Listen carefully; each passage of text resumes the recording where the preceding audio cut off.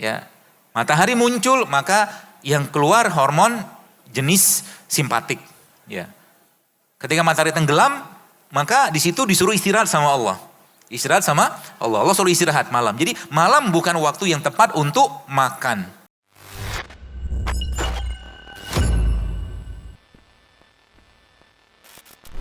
Bismillahirrahmanirrahim. Assalamualaikum warahmatullahi wabarakatuh.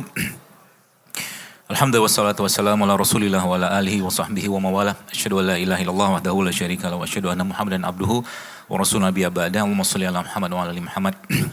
Baik, alhamdulillah kita bersyukur pada Allah hari ini kita dikumpulkan dalam majelis ilmu dan mudah-mudahan Allah ikhlaskan niat kita semua untuk datang ke sini semata-mata karena Allah Subhanahu wa taala sehingga itu bisa memberikan tambahan amal dan meningkatkan iman kita kepada Allah Subhanahu wa taala. Dan salawat dan salam tidak lupa kita sampaikan kepada manusia yang paling baik akhlaknya, fisiknya, dan nasabnya Allah sempurnakan yaitu Rasulullah SAW yang kita mengucapkan salam kepada beliau. Maka Allah memberikan kepada kita pahala 10 kebaikan. Baik, teman sekalian bicara tentang kesehatan ya. Saat ini ada satu hal yang mungkin perlu kita telaah ya. Jadi mungkin adalah sekitar 1-3 hari yang lalu lah kurang lebih saya mendapatkan, seminggu yang lalu, mendapatkan WhatsApp dari teman saya juga. Itu menyedihkan sekali, ada seorang anak yang satunya umur 5 tahun, satunya 7 tahun. Satu 7 tahun, satu 9 tahun. Dan anak ini satunya kena kanker, satunya kena autoimun. Ya. Satunya kena kanker, satunya kena autoimun. Penyakit yang agak tidak lazim diderita oleh anak umur segitu gitu kan. Jadi sempat saya diskusi sama beliau dan kesimpulannya memang tidak lain tidak bukan salah satu biang keroknya adalah apa yang diturunkan atau diwariskan oleh ibu bapaknya ketika mereka sebelum menikah. Nah ilmu inilah dikenal sebagai epigenetik ya atau nutri epigenomik gitu kan. Jadi bagaimana nutrisi sesuatu, nutrisi yang kita makan itu akan mempengaruhi gen kita. Dan itu akan diwariskan. Jadi kalau sekarang teman-teman di sini mungkin yang belum nikah ya, baik ikhwan atau akhwatnya, ya kalau Anda sekarang makannya masih suka-suka, maka Anda sedang mewariskan gen yang cacat kepada anak-anak nanti. Ya, serem sebenarnya. Jadi saya sering sampaikan bahwa akan sangat berat, akan sangat bukan mustahil tapi berat sekali kalau kita bicara tentang generasi-generasi emas Islam ke depan ya. Ya sekelasnya mungkin Al-Fatih mungkin atau mungkin Khalid bin Walid, Amr bin As, Tolha, Zubair segala macam sahabat-sahabat yang mulia itu akan berat kita wujudkan itu kalau seandainya apa? Kalau seandainya yang kita konsumsi sekarang ini masih banyak masalahnya. Karena itu akan membentuk gennya kita.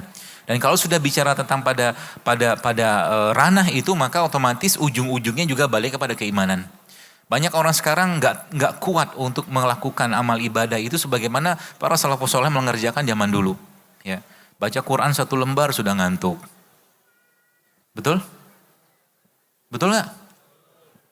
Ngaku lagi. Ya. Bagaimana seorang Utsman bin Affan radhiyallahu anhu dalam satu rakaat witirnya bisa menghatamkan 30 juz Al-Quran. Ya, kenapa bisa kayak begitu? Karena mereka generasi yang tidak banyak makan. Kalau kita, saya baru ngomong gini aja sudah banyak kunyah. Ini kan mulut udah kelihatan. Kunyah terus, nggak stop makan. Alhamdulillah saya tadi pagi belum makan, jadi aman. Saya lebih suka melaparkan diri daripada banyak makannya. Saya kadang-kadang malah bisa sampai 20 jam gak makan, tapi minum aja. Karena ngerti konsepnya, tubuh kita itu bisa melakukan auto detox kalau kita tidak makan. Dan kalau sudah auto detox, maka yang di detox pertama kali justru adalah kolbunya kita. Ada satu quote yang sering saya sampaikan dan saya sering sampaikan berulang bahwa lapar adalah elemen pertama diri kita dalam kedisiplinan. Kalau kita bisa ngatur lapar, maka kita bisa ngatur yang lain. Kita bisa lebih sabar, kita bisa syukur, kita lebih bisa ngontrol amarah kita. Kalau laparnya bisa dikontrol. Jadi itu sebabnya dalam Islam kunci kesehatannya kita, dan ini disampaikan oleh Nabi SAW bahwa kunci kesehatannya itu adalah bukan fisiknya dibenerin. Ya. Kunci kesehatan dalam Islam adalah benerin hatinya dulu kan. Semua penyakit fisik awal muasalnya kalau saya punya konsep ya, terserah mungkin yang beda nggak apa-apa. Semua penyakit fisik kita bermula dari bermasalahnya hatinya kita. Semua penyakit fisik. Apa buktinya, apa contohnya? Contohnya ya cobalah tanya kepada orang-orang yang kena kolesterol, mungkin darah tinggi, kencing manis. Seringkah mereka berpuasa? Sering nggak kira-kira? Jarang. Kalau orang yang menerapkan pola hidup sehatnya Nabi, nggak mungkin kena penyakit degeneratif. Itu sebabnya Nabi kita alaihissalam, Rasulullah tuh kalau kita baca dalam kitab Syama'il Muhammadiyah, Rasulullah tuh kan ketika beliau meninggal, ubannya cuma 3 loh. Uban 3 itu tanda bahwa oksidasi dalam tubuh beliau tuh minimal sekali. Karena beliau juga jarang makan, banyakkan puasanya. Ya. Tanya Aisyah ada makanan? Nggak ada. Aisyah radhiyallahu bertanya ada makanan? Nggak ada. Akhirnya apa yang beliau kerjakan? Ya puasa, kalau gitu aku berpuasa hari ini. Seperti itu. Jadi kalau seandainya kita mengikuti pola Nabi itu Bapak sekalian, banyak sekali penyakit-penyakit yang sekarang ini kita bisa kendalikan dan bahkan kita bisa obati. Bagaimana sempat baca sebuah buku yang dikarang oleh 2 dokter di Amerika. Mereka mengatakan bahwa ternyata puasa 3 kali dalam 1 bulan itu efeknya luar biasa. Tapi dia nggak tahu bahwa Islam sudah mengajarkan itu. Luar biasa. Dia katakan puasa 2 kali seminggu itu bisa meningkatkan atau menstimulus gen anti penuaan. 2 kali seminggu. Tapi dia tidak mengatakan, dia cuma mengatakan 5-2 fasting. Dia katakan 5-2 fast itu 5.2 puasa. Jadi 2 kali puasa, 2 hari puasa, 5 harinya makan. Nah ini yang kadang-kadang kita sering lupa, bahkan terjadilah fenomena yang saat ini terjadi di kalangan umat akhir zaman lah kata Rasulullah. Yaitu apa? Nabi mengatakan aku melihat di kalangan umatku di akhir zaman nanti banyak fenomena kegemukan.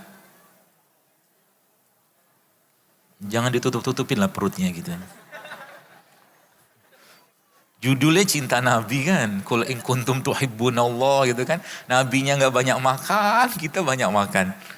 Ya, perang Khandak itu kalau kita baca, yang saya baca itu gak banyak makanan yang dikasih sama Rasulullah saat itu. Mereka cuma dikasih bekal 1 butir kurma setiap hari untuk berperang. Ya, dan beberapa makanan lain itu gak banyak gitu kan. Kenapa?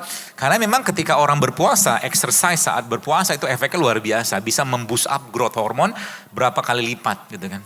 Ini saya katakan, kalau kita ngerti konsepnya bagaimana Islam mengajarkan, Rasul mengajarkan, maka sebenarnya kata kuncinya apa?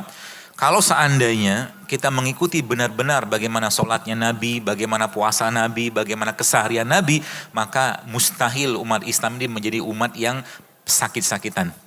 Karena kata kuncinya apa? Semua syariat dalam Islam menyehatkan, tapi kita tidak melakukannya untuk sehat. Semua syariat dalam Islam menyehatkan. Kalau kita rutin tahajud, nggak mungkin kena kanker. Nggak mungkin. Kalau kita rutin duha, pasti jantungnya sehat. Kalau kita rutin untuk tidak tidur ba'da subuh, gak mungkin kena masalah jantung. Itu gak begitu. Maka Allah sampaikan dalam Al-Quran, dalam surat An-Naba itu, waja'alna laila libasa. Jadi kami ciptakan malam untuk istirahat. Jadi kita belajar bahwa ternyata hormonnya manusia, teman-teman sekalian, itu bekerja sesuai dengan ritmenya matahari. Ya, matahari muncul, maka yang keluar hormon jenis simpatik. Ya. Ketika matahari tenggelam, maka di situ disuruh istirahat sama Allah. Istirahat sama Allah. Allah suruh istirahat malam. Jadi malam bukan waktu yang tepat untuk makan. Jadi nanti kalau mau sehat, nanti malam kan, ntar lagi malam. Jangan makan. Ya makan yang berat ya, jangan makan seperti makan siangnya kita. Malam itu biarkan tubuh kita bekerja untuk mengistirahatkan enzim, hormon, sistem kita, organ kita malam. Sehingga nanti indikatornya apa? Kalau orang tidurnya baik, maka otomatis bangun tidurnya pasti akan segar. Ya, jadi salah satu cara untuk menjaga badan kita tetap sehat adalah tidak banyak makan waktu malam. Apakah ini diajarkan oleh Nabi? Iya. Rasul mengajarkan pada Isya beliau ngapain? Tidur. Kan begitu polanya. Terus malam nanti bangun. Jadi kalau coba gini, nanti teman-teman cobain deh. Kalau Anda makan habis Isya atau mungkin maghrib lah makan agak banyak gitu kan, tuh bangun malamnya berat. Apalagi yang dimakan, yang rombongan-rombongan itu tuh. Sudah tahu lah ya. Si goreng, sate, cilok, cireng, seblak, gorengan gitu lah. Ya. Dan kalau dimakan kayak begitu maka malamnya akan berat bangunnya. Ya. Maka nanti kalau teman-teman sudah paham pola-pola ini, sebenarnya ngobatin penyakit itu gampang banget. Dan konsep ini pahami baik-baik, ya, supaya kita menyadari bahwa selama ini kita itu zolim gitu kan.